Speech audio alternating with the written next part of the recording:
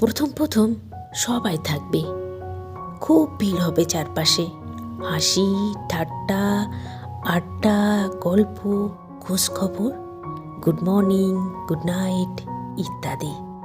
সারাদিন কথা হবে, দুর্বলতা শোনা হবে, উইকেন্ডে দেখা হবে, চিমচিমি নেশা হবে।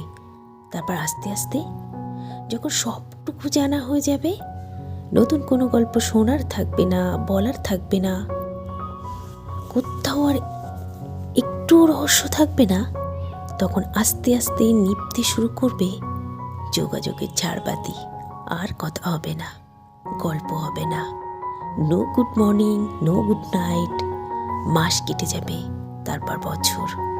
চাট বক্সে তাদের নামের পাশে ওই সবুজ আলোটা আগের মতোই জ্বলবে আর নিভবে।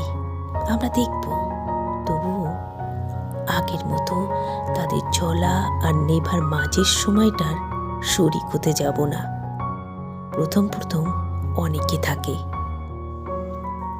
ধীরে ধীরে ভিড় ফাঁকা হয়, পড়ে থাকে হাতে গোনা কয়েকজন, যারা আমাদের সমস্ত রহস্য উন্মোচনের পরেও সমান আগ্রহ নিয়ে পাশে থেকে যায়।